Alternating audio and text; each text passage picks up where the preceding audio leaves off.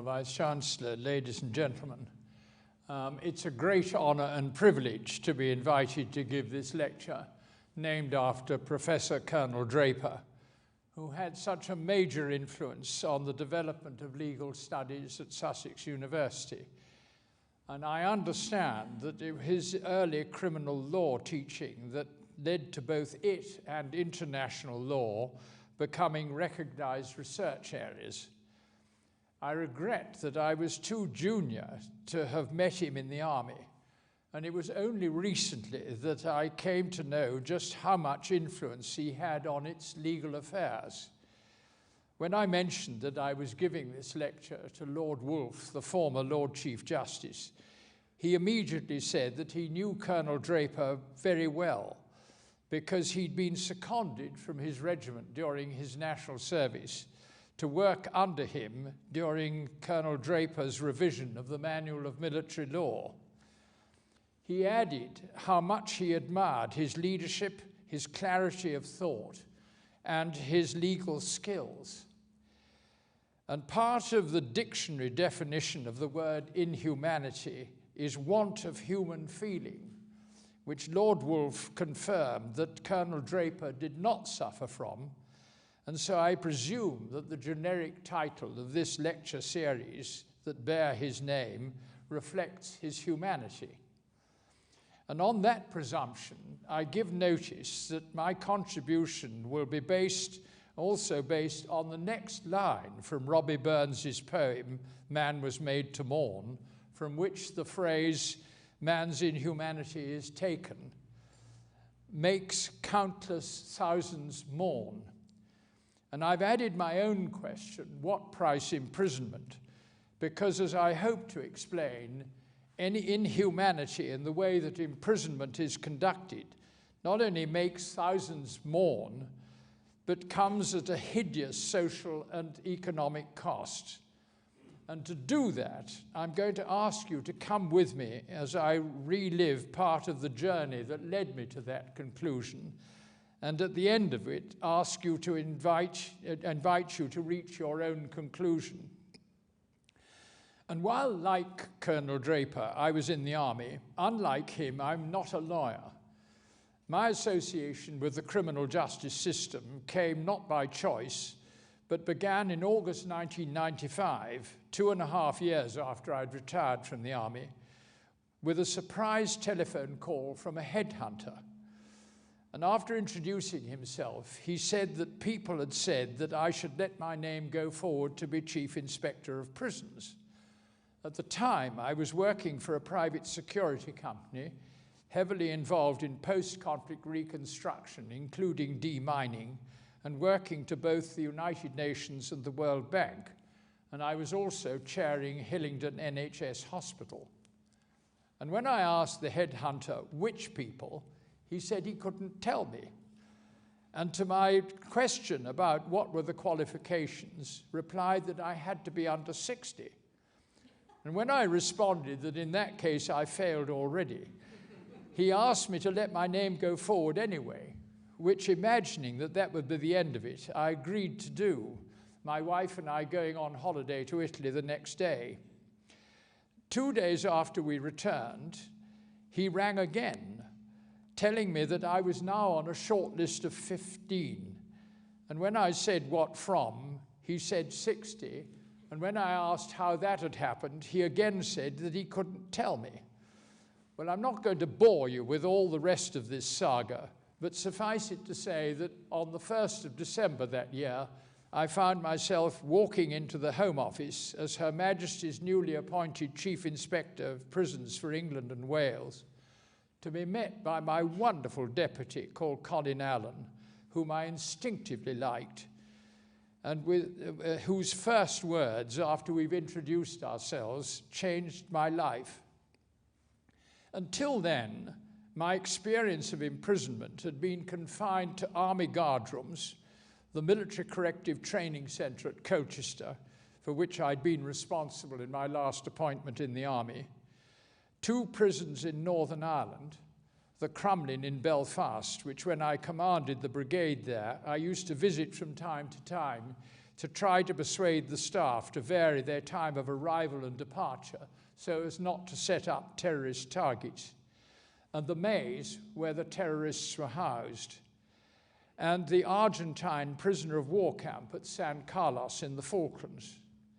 And all that was about to change, because no sooner had we got into the lift to go up to the inspectorate than Collins said that I had to make an immediate decision about when we inspected Holloway. When I asked what Holloway was, he explained that it was the largest women's prison in England, whose independent board of visitors, or voluntary monitors of standards, had taken the unusual step of complaining about the treatment of and conditions for the prisoners there directly to the Home Secretary, Michael Howard, which neither he nor the prisons minister, Anne Widdecombe, nor the prison service had done anything to investigate or rectify. He added that he'd once governed Holloway, and knowing the members of the board personally, knew that they were not exaggerating. What he didn't tell me was that when governor, he had also beaten a strike by prison officers, being rewarded for his success by being removed from his governorship and sent to the inspectorate by the then Director General of the Prison Service, which not surprisingly was regarded as a victory over authority by the Prison Officers Association.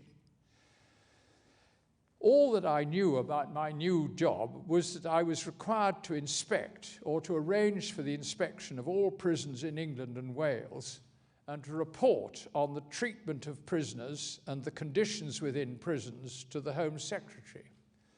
I felt fortunate that no one inspects itself more than the Army, which it does to ensure that every part of it is fit for purpose, in other words, to go to war. And so I was comfortable with the inspection process. But I knew that I needed the next week to learn something about my new job, and so I said that we would go in the following week.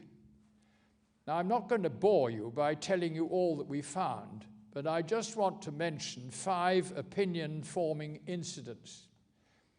Firstly, having told the female governor that I wanted to walk the prison with her, we went to the reception area, where I found a heavily pregnant young woman sitting alone in a dark room in floods of tears. And when I asked why no one was with her, I was told that there were not enough staff.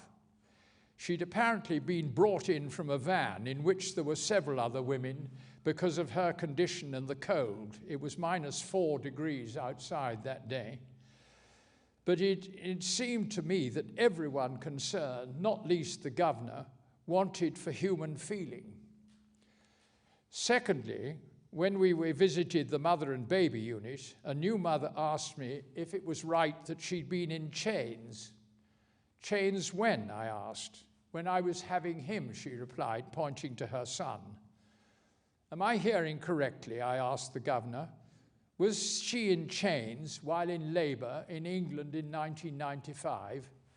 It's regulations, she replied.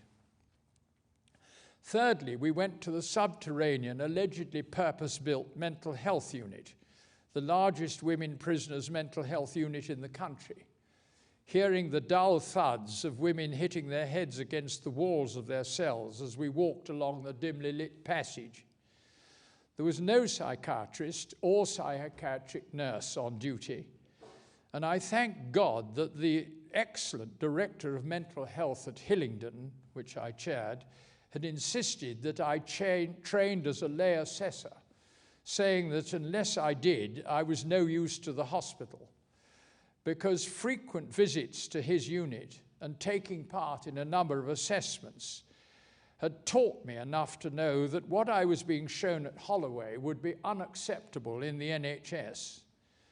And when my team later told me that uniquely in the United Kingdom, prison healthcare was not part of the NHS, I determined to try to bring about change. And I made the recommendation the following year that prison healthcare should be part of the NHS in a thematic report on prison healthcare. But the Home Office took longer than World War II to bring that about, it being introduced in 2003 after I'd retired. Fourthly, when I rejoined my team to tell them of my experiences and to hear theirs, I was shown a piece of paper that had been pushed under a cell door as one of them was passing. On it was a list of things that had changed since the inspectors arrived, showing that in their hearts of hearts, staff knew that what they had been doing was wrong. But it was useful to have confirmation that staff would not regard any suggested improvements as heresy. After this debrief, I left the prison, my mind in a whirl, and joined my wife at the National Theatre to see I remember not what. Our inspection had confirmed the truth of every word that the Board of Visitors had written to the Home Secretary, but what worried me was that nothing had been followed up by ministers or the prison service, which made me suspect that they were on a different planet as far as the treatment and conditions of prisoners were concerned. And clearly I had to try and impress upon them that this sort of inhumanity was totally and utterly unacceptable in a civilized country, which we purported to be, and undermined any right we had to criticize others' alleged inhumanities. And so I decided that the best way to do this was to fall back on established army practice, namely that if something was not good enough, the inspector suspended the inspection, returning later to ensure that specified improvements had been made. So I planned to walk away, telling the governor that we would draw up a detailed list of points needing improvement, which we would give to her and I would give to ministers and the prison service. We would then return unannounced in not less than 6 months to re-inspect. Fifthly, when I returned the following morning and told my team what I had in mind, I was told that I would have to wait because the governor was apparently absent on an industrial tribunal. And taking advantage of the delay, my nurse inspector and I went to the antenatal unit. The governor had told me the day before that there were 4 15-year-olds in Holloway who had been sent to Holloway, but admitted that she didn't know where they were. And having failed to find any the previous day, I noticed that 2 of those listed as being in the antenatal unit were aged 15. Are those girls pregnant? I asked the midwife. No, she replied. Then why are they here? They don't know where else to put them, came the reply. Are all the other women pregnant? No, there are psychotics and psychiatrically disturbed. What on earth are they doing here? At that, she shut the door and, looking me straight in the eyes, said, I'm an Igbo from Nigeria, where they're meant to be less civilized than here, but I have to tell you, I've never seen anything as inhuman and disgusting as the way women are treated in Holloway. Having seen the governor and formally suspended the inspection, I immediately told Michael Howard and Anne Widdicombe. And I then went to tell the Director General of the Prison Service, who I hadn't yet met, whom I asked if I could see the Director of Women's Prisons. There isn't one, he replied. Who is responsible for policy in women's prisons, I asked. A civil servant in the policy department, came the reply. But who oversees how policy is implemented in women's prisons to ensure that treatment conditions in a women's prison in County Durham are the same as in a women's prison in Gloucestershire? No one. Who does a governor of a women's prison go to for advice? Their area manager. But their area manager might know nothing about women's prisons, and I thought that they were mainly responsible for budgets. Used to the operational hierarchies of the Army, Hillingdon Hospital, the firm in which I had worked, and the school of which I was a governor, I was absolutely flabbergasted. Here was a national operational service staffed by thousands of people, responsible for the care of thousands of other people imprisoned by the state, without any structure for overseeing how that responsibility was exercised. And there is still no one in charge of women's prisons today. And you may wonder why I've spent so much time on this one inspection and I promise that I will not mention another in such depth. But I wanted to explain how it was that I came to the early conclusion that there was unacceptable inhumanity in the treatment of prisoners, which would only be eliminated if management, and in which I included ministers, agreed and drove its elimination.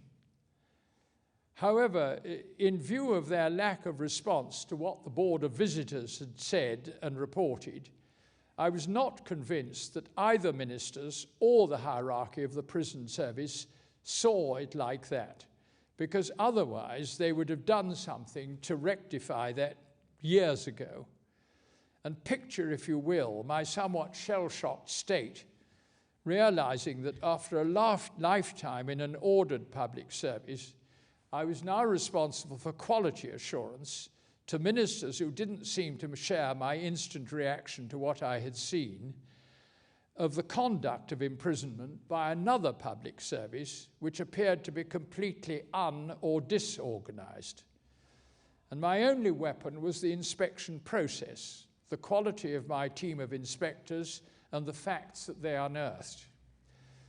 But by what right did Her Majesty's Chief Inspector of Prisons assume that he and his inspectorate were the fit and proper persons to bring about change, including the elimination of inhumanity? Independent prison inspection began in this country in 1835, when by Act of Parliament, a sufficient number of fit and proper persons, not exceeding 5, were appointed to effect greater uniformity in the government of the several prisons in England and Wales by visiting and inspecting every jail in any part of the Kingdom of Great Britain, inquiring into all matters touching and concerning such jails, and making a separate and distinct report in writing on the state of every jail to one of Her Majesty's principal Secretaries of State. Needless to say, 5 were not enough, and by 1863 their numbers had been reduced by death or exhaustion to 2.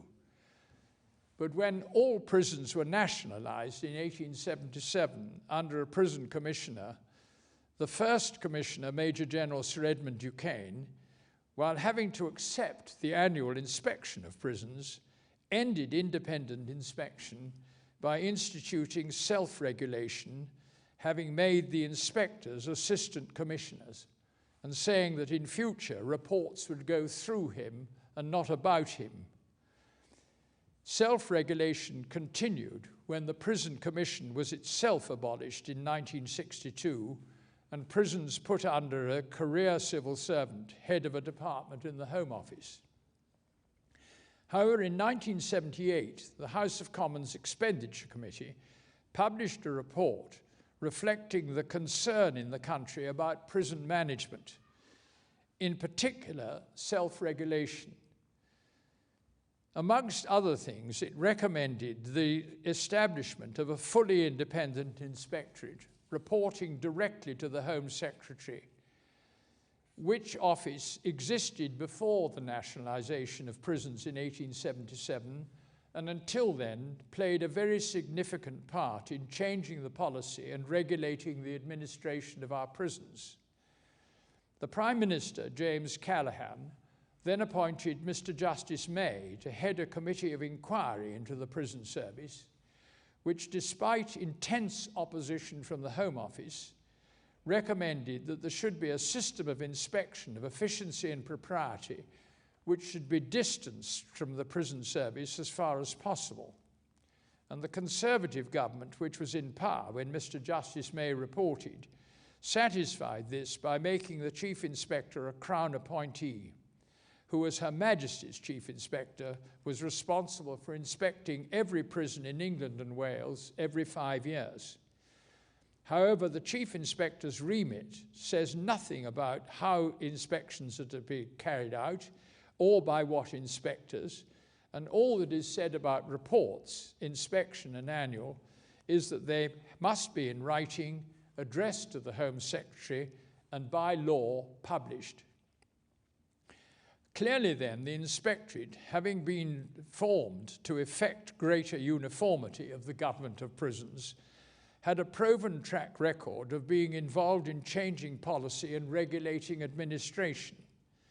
And it seemed to me that our reports, containing as they did incontrovertible facts, fully justified our continued involvement. From experience, I knew that lasting change could only be based on fact, because if you base it on fudge, you get fudge change. And I used to remind ministers and officials of this when they deluded themselves that the more comfortable official fudge, or what my successor more elegantly described as virtual prisons, was preferable to hard facts. But our reports were only about individual prisons, and in order to bring about meaningful change in the system, I needed to get at ministers and prison service headquarters, which was responsible for issuing directions on the conduct of imprisonment to prison governors. And I therefore asked Michael Howard whether I could inspect the prison service as well as prisons, which he refused. So I decided to do three things. Firstly, to write a foreword to every inspection report aimed at ministers and prison service headquarters. Secondly, to debrief every governor and their management team before leaving an inspection, including telling them which prisons were doing things better. And thirdly, to embark on a series of thematic reviews of certain aspects of imprisonment, such as women, young offenders, and healthcare, which would provide a vehicle for commenting on policy. And to do all this, it seemed essential that we should all be clear, firstly, about the aim of imprisonment, and then what was possible with the resources available. Prisons are not an end in themselves, but part of the criminal justice system, which in 1995 appeared to be not so much a system, but more like a group of warring tribes, not working together, but competing for ever-diminishing resources.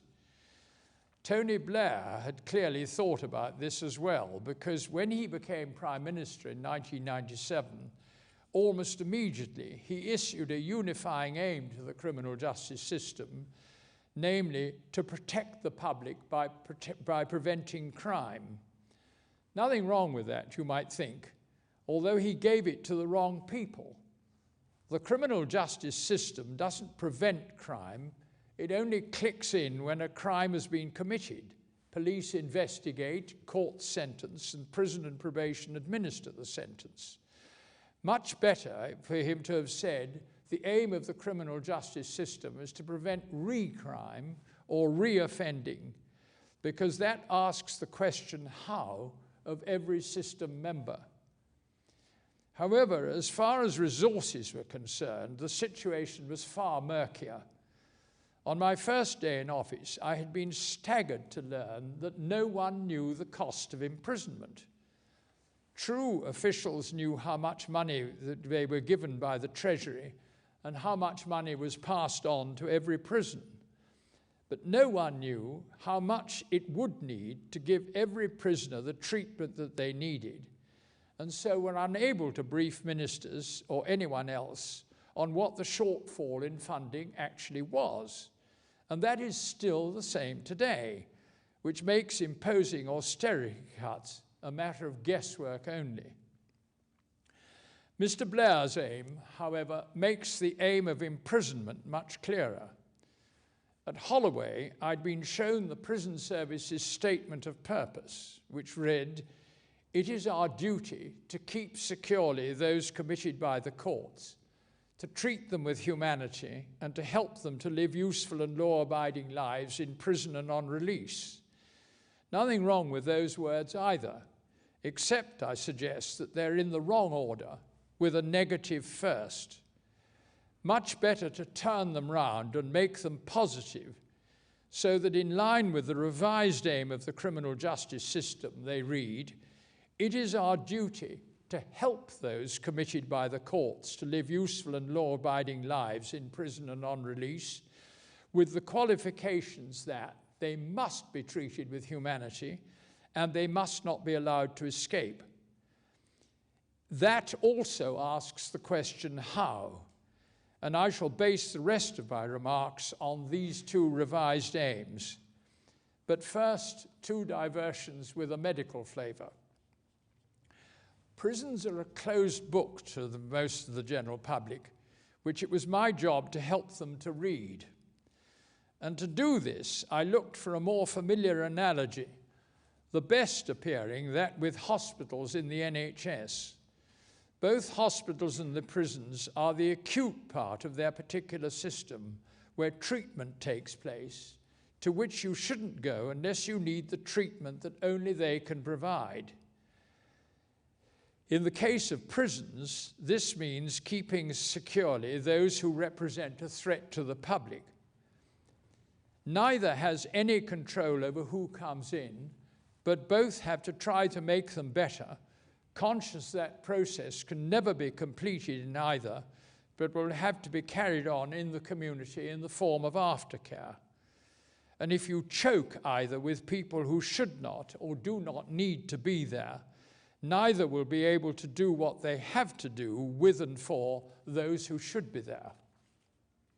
And secondly, Jack Straw used to try to persuade me to league table prisons, which I refused to do, because I told him that we were only required to inspect prisons every 5 years, and that he would learn absolutely nothing from trying to compare treatment and conditions reported in a women's prison in County Durham 5 years ago with treatment and conditions reported in a male high-security prison in Worcestershire today.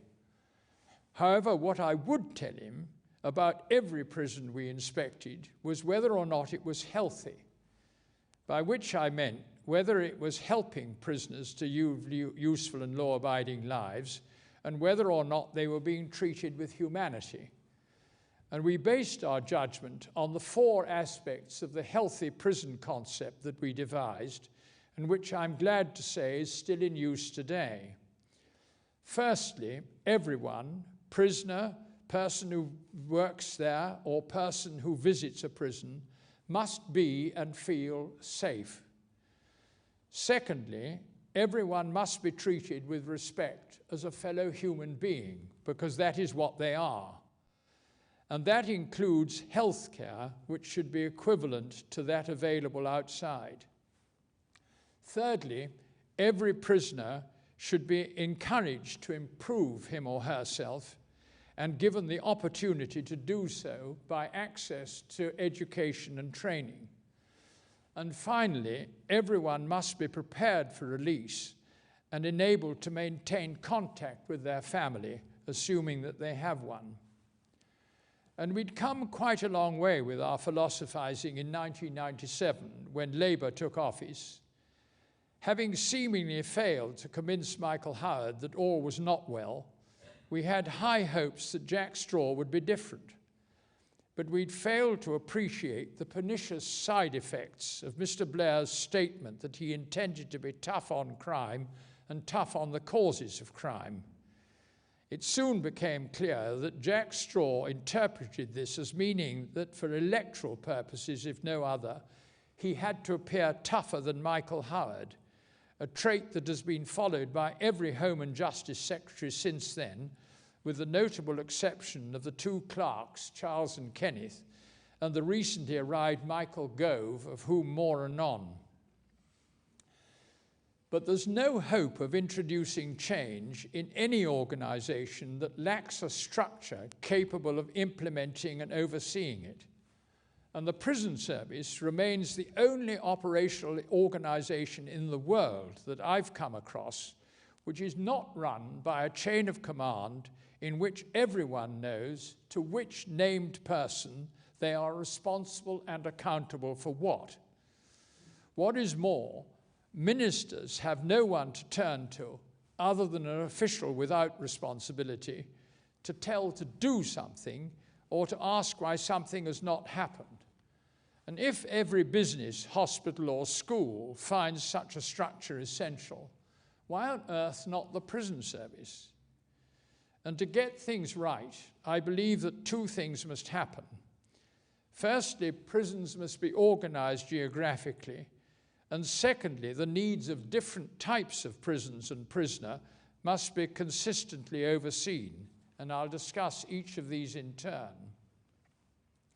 In 1990, Lord Justice Wolfe was responsible for one of the truly great penal reform documents, namely his report on the riots in Strangeways and 23 other prisons. He recognized that the three things that were most likely to prevent reoffending were a home, a job, and a stable or family relationship, all of which were put at risk by imprisonment, with too many prisoners being sent away from their local area because there happened to be an empty cell in a prison somewhere else.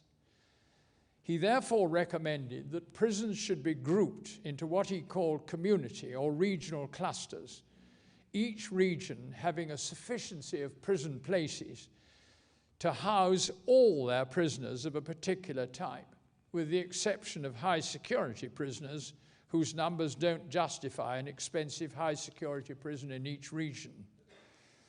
His recommendation was accepted by the then Home Secretary Kenneth Baker and included in the only white paper on prisons, Custody, Care and Justice, published in 1991. However, it's never yet been implemented. And if prisons were regionalized, two things would result. Firstly, experience shows that local people are more inclined to get involved with the rehabilitation of their own, because it's in their own best interests to ensure that it is effective. And secondly, if regions were made responsible for their own overcrowding, in other words, housing their own excess numbers, rather than passing them on to someone else, rehabilitation would not be so disrupted. But what horrified me about the prisons in the so-called prison system that we were inspecting was the lack of consistency, either between prisons of the same type or individual prisons year on year. And this seemed largely due to governors being given a number of targets and performance indicators, all to do with process and not outcomes for prisoners, how they achieved them being entirely up to them, and nor are they responsible or accountable to anyone for the way in which they manage their prisons, or are they required to carry on from where their predecessor left off, and they also moved far too often. And no one is more unsettled by this degree of turbulence than staff, who never know from one minute to the next what policy is being pursued. And this matters because unless things are right for staff, nothing will be right for prisoners. Good staff-prisoner relationships are crucial to the smooth running of a prison and depend upon good management of staff. Inhumanity in a prison is either staff-induced or staff-sanctioned, but it's also indicative of management failure. And I well remember asking the Director General to come at once to our inspection at Brixton to see for himself how staff had sabotaged the alarm call system in a wing so that no call alarm bells sounded. And at 2:15 in the afternoon, a prison officer had signed to say that he'd carried out all the 15-minute watches on a suicidal prisoner until 4 o'clock. But unless management stamps on such behavior instantly and firmly, it will perpetuate because staff will think that they can get away with inhumanity. To bring order out of this chaos, I would follow normal practice, as I've advised successive Secretaries of State to do since 1995, and appoint named people to be responsible and accountable directors of local training, resettlement, women's and young offenders prisons, alongside the existing director of high security prisons. I'd also appoint directors of lifers, sex offenders, elderly, foreign national, and indeterminate sentence prisoners. And this would achieve not only unity, that prisons run consistently, wherever they happen to be in England and Wales, but the different types of prisoner were treated consistently in whichever prison they were held, while not ensuring elimination of inhumanity. That sort of order is an essential prerequisite.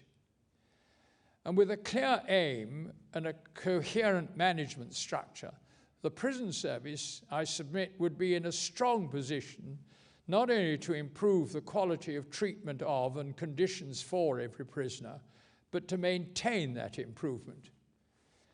And if you accept my proposition that the aim of imprisonment is to help those committed by the courts to live useful and law-abiding lives, the obvious question is how? And I submit there are three essential and consequential parts of the helping process, all of which require staff who are properly trained, motivated, resourced, and led. The first is to assess what it is that has prevented each person from living a useful and law-abiding life until now. And as far as law-abiding is concerned, this requires looking at the type of offence committed and the risk that the offender presents to the public, staff, other prisons, and him or herself. And as far as useful is concerned, I suggest that there are 5 subjects that need to be assessed in no order of priority.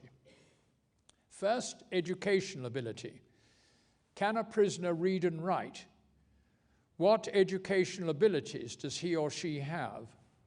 What potential is there? Secondly, work skills. What skills does he or she possess? Has he or she any aptitude for any particular type of work? And third, social skills. Can he or she look after him or herself?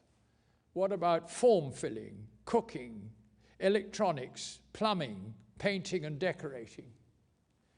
And fourthly, physical and mental health.